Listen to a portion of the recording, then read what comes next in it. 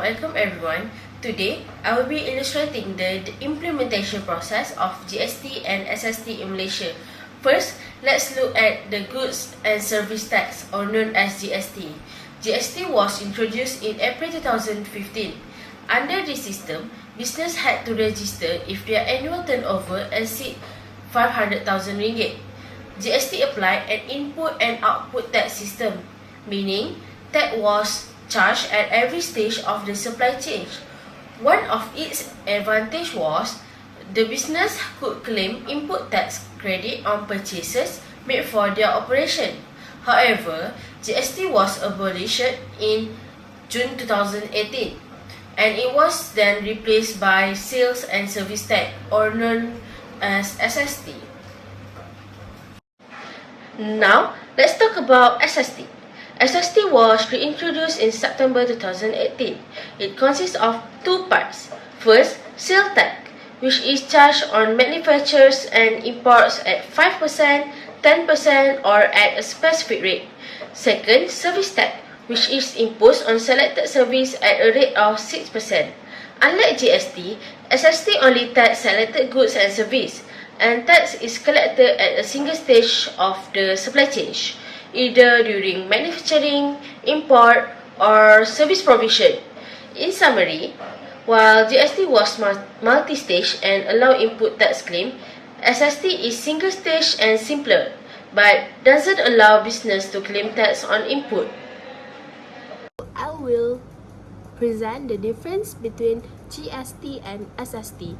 There are 5 aspects that I will present today. So the first one is tax structure. So GST is a multi-stage, while SST is a single stage. The second one is transparency. The first one is for GST, it is more transparent. For SST, it is less transparent. And the third one is double taxation. For the double taxation for GST avoided through input tax and input tax credit. For SST, possible due to cascading. Number 4 is compliance. For GST, higher compliance but more complex, while SST, simpler but prone to evasion. And the last one is scope. For GST, broad-based, while SST, narrower and selective. That is the difference between SST and GST. The next question is, determine which tax system yields higher revenue for the government, SST or GST. Due to its wide-range multi-phase collection process and decreased tax evasion, the GST generates more income for the government, in contrast to SST, which is restricted to certain goods and services. It captures values at every stage of the supply chain. Next, how do SST and GST affect consumer price? Give one economic sector as an example. Based on the input tax credit, GST lowers hidden costs and promotes transparency, which could result in reduced end price. In addition to the lack of input credit and the increasing tax effect, SST may result in higher pricing. For example, in automotive sector, tax credits on party may result in a modest decrease in car prices under GST.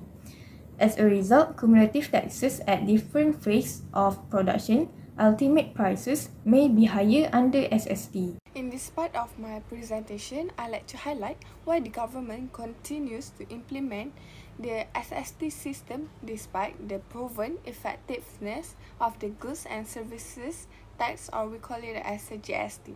Let's go through the key reasons.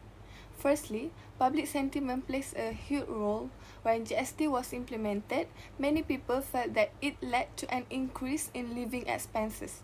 This perception made GST unpopular among the general public and positioned SST as a more favorable option in the eyes of consumers. Secondly, from a political standpoint, there is a strong commitment to this change. During the 2018 general election, a clear promise was made to abolish GST. Upholding this promise helps maintain public trust and political integrity. Third, the administration of SST is significantly simpler and less costly. SST is easier to manage both for the government and for businesses compared to the more complex GST framework. Another point is inflation control. Since SST applies to a more limited range of goods and services, it is inflationary effect is less widespread. This makes SST a more controlled and targeted tax mechanism. Lastly, there's the matters of cost. Reviving GST will involve high transition costs, including the need for public re-education, system upgrades, and major compliance adjustment, things that require both time and resources. In summary, while GST may be more efficient in revenue generation, SST continues to be the preferred choice due to political commitments, simpler administration, lower inflationary impact, and lower implementation costs. So that's all from me. Thank you.